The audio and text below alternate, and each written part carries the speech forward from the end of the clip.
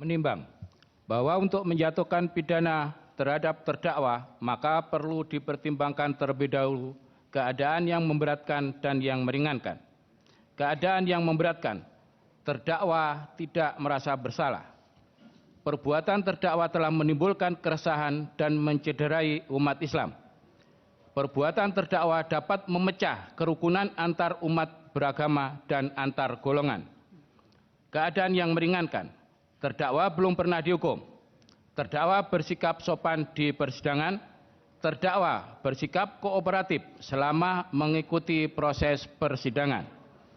Menimbang bahwa selama penyidikan, penuntutan, dan pemeriksaan perkara ini terhadap terdakwa tidak dilakukan penahanan, dan terhadap penahanan terdakwa dipertimbangkan bahwa berdasarkan ketentuan pasal 193 ayat 2A KUHP menyebutkan pengadilan dalam menjatuhkan putusan jika terdakwa tidak ditahan dapat diperintahkan supaya terdakwa tersebut ditahan apabila dipenuhi ketentuan pasal 21 dan terdapat alasan cukup untuk itu, dan penjelasannya yang menyebutkan bahwa perintah penahanan terdakwa yang dimaksud adalah bila mana hakim pengadilan tingkat pertama yang memberi putusan berpendapat perlu dilakukannya penahanan tersebut karena dikhawatirkan bahwa selama putusan belum mempunyai kekuatan hukum tetap, terdakwa akan melarikan diri, merusak atau menghilangkan barang bukti ataupun mengulangi tindak pidana lagi.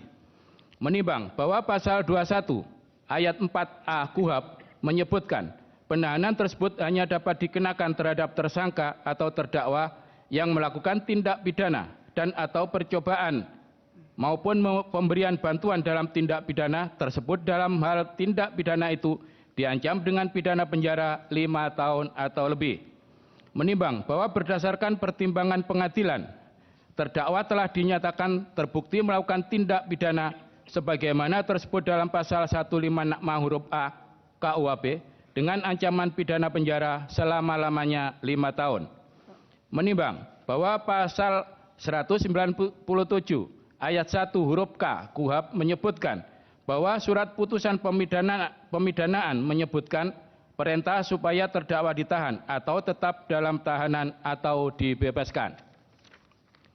Menimbang bahwa pasal 197 ayat 2 KUHP menyebutkan bahwa tidak dipenuhinya ketentuan dalam ayat 1 huruf A, B, C, D, E, F, H, J, K, dan L, pasal ini mengakibatkan putusan batal demi hukum.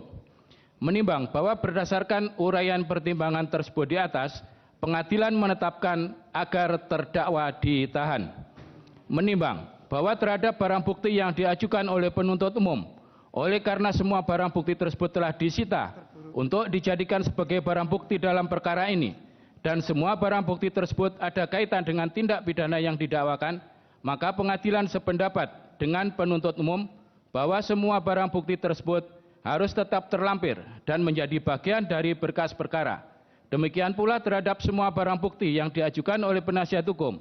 Oleh karena semua barang bukti tersebut telah diajukan dan diserahkan untuk digunakan sebagai barang bukti dalam perkara ini, dan barang bukti tersebut ada kaitan dengan tindak pidana yang didakwakan, maka terhadap barang bukti tersebut pengadilan juga sependapat dengan penasihat hukum bahwa barang bukti tersebut harus tetap terlampir dan menjadi bagian dari berkas perkara. Menimbang bahwa oleh karena terdakwa terbukti bersalah dan dijatuhi pidana, maka sesuai dengan ketentuan pasal 222 ayat 1 Kitab Undang-Undang Hukum Acara Pidana atau KUHP, terdakwa harus pula dibebani untuk membayar biaya perkara yang besarnya akan ditentukan dalam amar putusan ini. Selanjutnya.